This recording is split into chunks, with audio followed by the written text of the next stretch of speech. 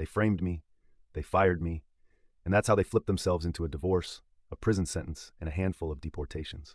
Hey everyone, before we dive in, I have a quick favor to ask. If you enjoy content like this, please hit the subscribe button. It's free, supports the channel, and ensures you never miss out on amazing videos. Alright, let's get started. This is a long one, but if you stick with it until the end, you will learn how I was framed and fired from my job and accidentally set off a chain reaction that led to a staff overhaul. With several managers being fired or moved to other restaurants, the general manager being fired and getting a divorce, and one of the managers being investigated by the FBI and ultimately arrested, as well as several of the workers being deported. Here we go. I used to work at an upscale restaurant owned by a large corporate entity that owns several different restaurant brands. I worked there for about 3.5 years before they eventually fired me, but more about that later. First, I wanted to give an idea of my role there. My role at that job was a little of everything. Since the day I started working there, I took it upon myself to learn as much as possible. I was very persistent with management when I wanted to learn a new department. I had started as a server, but eventually had worked my way into different departments and job titles like carry-out, hosting, bartending, bar backing, banquets, catering, and deliveries. My singular goal while working there was to make myself available for as many hours as possible.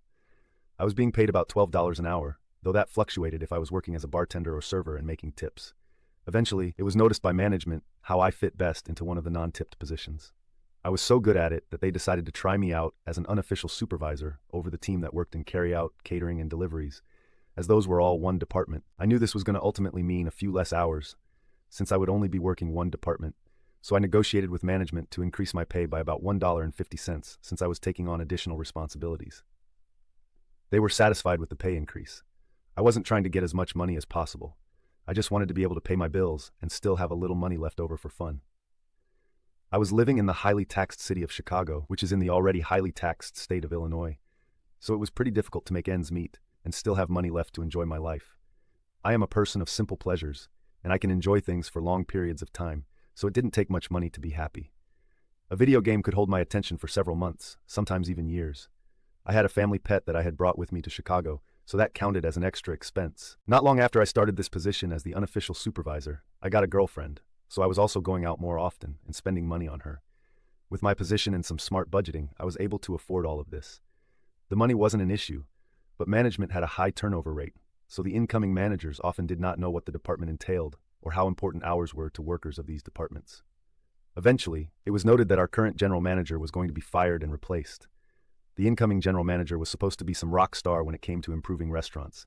We looked up his name and found him as the first search result on Google, but the entry wasn't some glowing review of his work ethic or of his impeccable ability to improve the way a restaurant runs. It was actually a mugshot in a police report filed for repeated domestic abuse. This is important later. We'll call him Harvey. Shortly after Harvey came in and started making changes, one of our best managers gave her resignation. She refused to work with him, and like an oracle, told us to expect lots of sexual harassment, misogynistic comments, and for him to eventually run this place into the ground. Not long after she left, our general manager began replacing our current managers with hand-picked people that he had worked with in the past. Eventually, all but one manager was replaced. That manager was the kitchen manager. We'll call him Frito. Frito had been there since I'd started working there. He seemed to be something of a chameleon, as in his values and ethics seemed to change depending on who his boss was. Honestly, I sort of applaud his survival instincts, but ultimately see him as a suck-up and traitor. Harvey never really replaced the manager for our department, so we ran without a lot of oversight, unless you count me as the supervisor. We didn't constantly have someone breathing down our necks about how things should be done. Our department had some hiccups here and there, but it still ran really smoothly. Since we did not have our own manager, we often had to radio for a manager to come help us out on things that needed a manager card for approval. Frito would always be the one to answer these calls since the kitchen was closest to our department. Over time, the new team of managers started to see Frito as the manager of our department as well. However, the hourly team that worked there still saw me as their supervisor. This meant that anytime Frito was trying to make changes that would ultimately hurt us, the team relied on me to mitigate those disasters or to negotiate with Frito to let us do our jobs the way we had already proven worked really well. Over several months, Frito and I would butt heads dozens of times. He and I were constantly arguing about how important hours were to the workers in this department. He had it in his head that we should be living off of tips like servers, but since most of our orders were carry-out, they came in through Grubhub, and Grubhub doesn't tip. We didn't have a lot of deliveries in a day, and the tips we got from those were maybe $10 if we were lucky. But splitting $10 four ways doesn't add up to a lot. It just showed that Frito had no clue what he was talking about. Eventually, we had a meeting with Harvey, Frito, and all the workers of this department. It was marketed as a chance to voice all our grievances and concerns with the changes they wanted to make, with no chance of retaliation. So the workers did exactly that. They talked about how Frito was trying to cut hours, even though he isn't our actual manager. When it was brought up that they were attempting to hire someone to be the manager, the team suggested that I take over, since I had already been supervising them and running things smoothly for the last several months. I was also the one that management consulted with when writing schedules, as I had an understanding of the days some workers could and couldn't work depending on their school schedules or family life. I could see at the moment it was suggested that Harvey and Frito made the decision on the spot that I had to be gotten rid of. Although they didn't say it, I could see the look they gave each other and instinctively knew that my days at this place were numbered, and my job was going to be getting the axe one way or another. They made a bunch of promises to us about not cutting hours. They told us that they would stop sending all but one person home early and only leaving one person to clean everything and close up by themselves, as this wasn't a small department, and it was simply too much for one person to do alone while still meeting health and safety standards. They promised that whatever hours we were scheduled for, we would work. We weren't trying to be unreasonable, so we told them that we usually have 3 or 4 people scheduled to work our department. They could cut 2 of them early, but we always needed at least 2 people here to help close properly. The promise was made that they would always have at least 2 closers. However, only about a week later, they started sending all but one person home early again every night. One night, they tried to do it while I was scheduled as the closer, and we had just returned from a massive catering event, and there was an unbelievable amount of cleanup left to do for one person. When Frito came in and tried to send everyone except me home, I stepped up and told him that he was consistently breaking the promise he had made to us during the meeting. He looked me square in the face and told me to stop complaining about it, and if I was going to keep trying to talk to him about him breaking his promises, he could easily find someone who could work my shift. I quickly realized that this was an assassination attempt on my job. He wanted me to press it further, so I backed off and started cleaning. I ended up having to stay way late, and that meant overtime pay anyway. I got a write-up for that since we aren't allowed to work overtime without a manager's approval. When I refused to sign the write-up, pointing out that I had tried to explain to Frito that I wouldn't be able to clean up all that stuff alone before my scheduled shift ended, I was allowed to leave without signing the write-up, but only because the HR rep that was present at the time wasn't one of Harvey's cronies. Skip ahead to the day I was fired. It is important to note at this point that I always came into work an hour early. Since we lived in Chicago, food was expensive. However, at our job, we were allowed to have as much free soup and bread as we liked. So I would come into work 1 hour early every day so I could have some soup and bread for lunch before my shift. But on this day, when I walked into the kitchen to get myself some soup, one of the line cooks told me that he had a dish that had been canceled after he cooked it, and Frito had told him to give it to someone. He assured me Frito had already completed it and that it was free to take for whoever wanted it. It just so happened to be my favorite appetizer, so I happily took the free food. Not long after I got to my booth, both Harvey and Frito approached me and asked me if I had put in a ticket for that food. I told them that the line cook had given it to me and said it was the canceled order that Frito had already completed. Frito looked dumbfounded and said he had no idea what I was talking about. So Harvey told me, "I think you know that's theft. Go ahead and finish the food and then grab your stuff and go. That's the last meal you'll be having here." I tried to explain to them that I had been given this food by the line cook, but they refused to listen. So I offered to take them to the kitchen to clear it up with the cook. But by the time I'd gone back to the kitchen with them to talk to the line cook, he had already gone home for the day. I had no choice but to gather my stuff, say my goodbyes, and head home. On my way out, I told the people working my department that afternoon what had happened exactly as it happened. They were shocked and angry, but mostly sad to see me go. I decided that on my way out, I would stop by the accounting office and pick up any tips that may have been dropped for me that week, just to make sure I didn't get screwed out of that money. Before heading down, I had the gut feeling to just set my phone to record, and I stuffed it into my pocket with the camera rolling. Although the video was entirely black, since it was in my pocket, I did manage to get a pretty muffled recording of Harvey and Frito's voices through the door, discussing how things had gone as planned, and that they had been trying to get rid of me ever since the meeting with my department. I knocked on the door, and they hushed up before opening it. They asked what I was still doing there, and I asked for my tips. They gathered what was in the safe for me and handed it over. Despite my anger rising at what I had just heard, I decided not to burn this bridge just yet, because perhaps I could nuke it later. I offered a handshake to both managers, thanked them for the opportunity to work there, and left, making sure to pull my phone out of my pocket and record the front of the restaurant with the sign showing its name and logo. Working in a restaurant, you learn to always cover your own ass. It's true for most jobs, but something was just telling me I would need this all later. If I was being accused of theft, I wanted to be able to prove it wasn't true if it ever came up in future job interviews, which is exactly what happened, and and where this all started going nuclear. On the train ride home, I sent some messages and made some posts on some local groups on Facebook saying that I had just been fired and that I was looking for a job as quickly as possible. By the time I got off at my stop, I had already set up an interview for later that day. I was offered the job about 5 minutes into the interview, but after going over the details, it didn't sound like it was for me, so I turned it down. I interviewed at a few other places and found one that was a damn good fit with a hefty pay increase compared to my previous job, and I wouldn't have to deal with customers. It was an auditing job for a logistics company. However, during the interview with the manager of this job, he mentioned he had already called my previous place of employment and spoken with the general manager, Harvey. Harvey had told him that I had been fired for theft. Luckily for me, the manager I was interviewing with asked me to tell him more about that, and he was willing to let me pull out my phone and find the recording. I asked if the voice in the video was the same as the one he spoke to on the phone. It was. That was confirmation enough for him that I hadn't made a fake video. He listened to the two managers in the video admit that they had set me up and watched to the end when I showed the front of the restaurant complete with the logo and name. The manager interviewing me, who we'll start calling Dean, hired me immediately and asked me to send him the recording. I did. I thought that was the end of it. About 7 months later, after settling into this job quite nicely, HR sent out a "Welcome all our new team members" email, which listed all the newest hires, some facts about them, and had pictures of them all. They sent these out every time they hired a new round of people.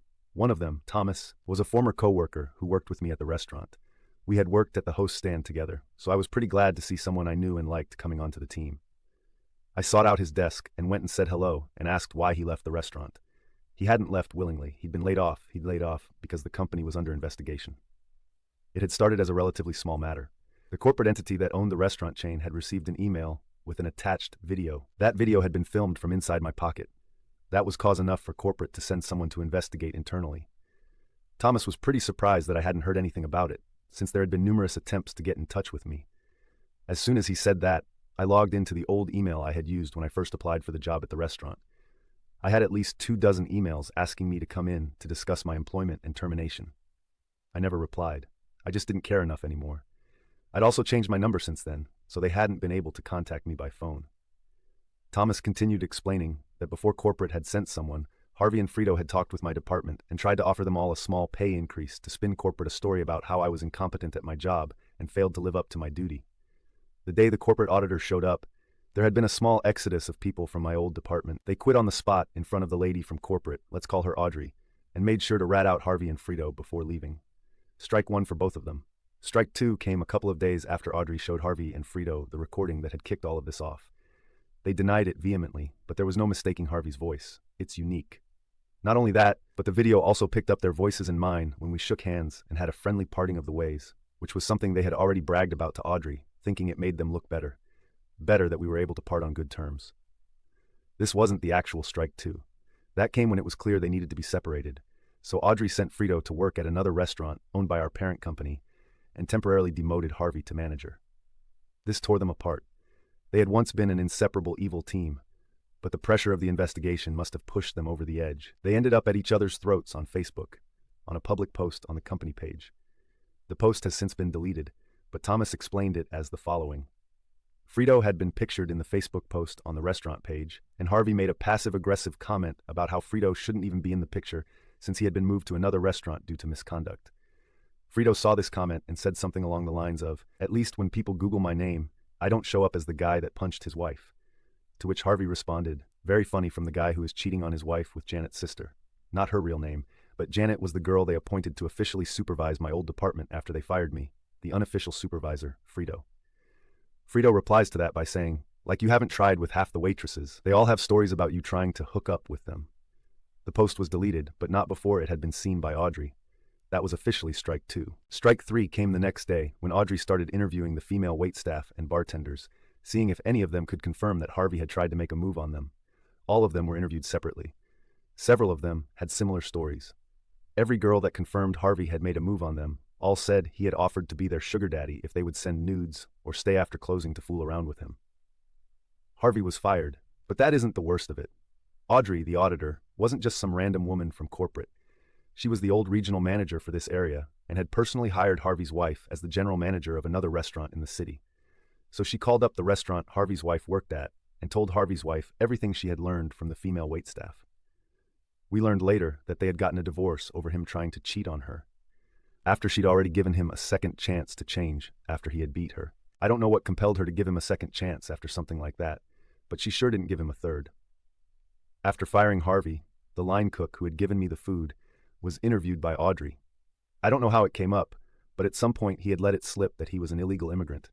She had his file in her hand with an Illinois ID and social security number on file, so this confused her and she pressed him for more information. It turns out that Frito had some connections and had his own miniature black market going on, where he would have faked social security cards and IDs made for the illegal immigrants he was hiring at reduced wages.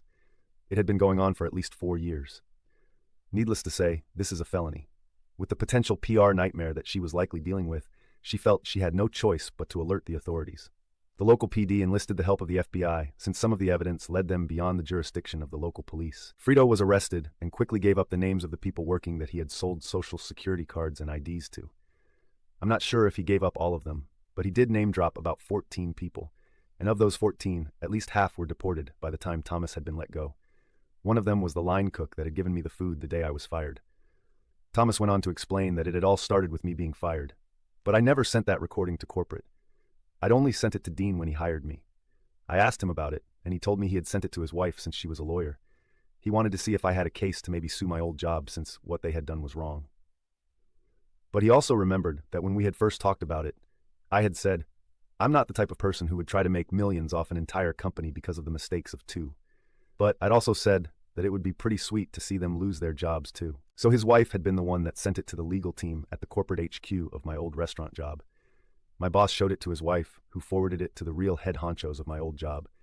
They were both just trying to get two scumbags fired for what they did to me, but ended up pulling a thread so long that it didn't end until there were sexual harassment accusation revelations about managers cheating on their wives with girls, related to people they had placed in positions of authority, a divorce, mass layoffs, pending investigations, a staff overhaul, an FBI investigation into what could be considered black market dealings of falsified government-issued documents, and at least a half-dozen deportations, and probably as many as 14. I don't know if this counts as nuclear revenge, as I didn't actively pursue it, but Thomas ended up showing me that even if it wasn't revenge, it was definitely nuclear, and the crater it had left was massive.